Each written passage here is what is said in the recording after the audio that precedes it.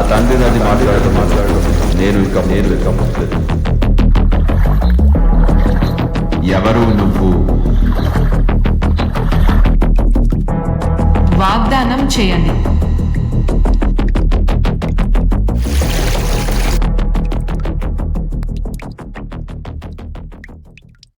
ఎనిమిదవది జీవిస్తుంది, కానీ విధి ఇంకా త్యాగాన్ని కోరుతుంది.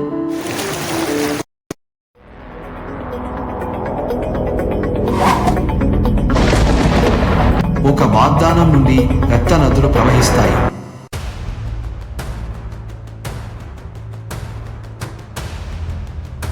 అమ్మా, నాకు యోగ్యతను నేర్పండి.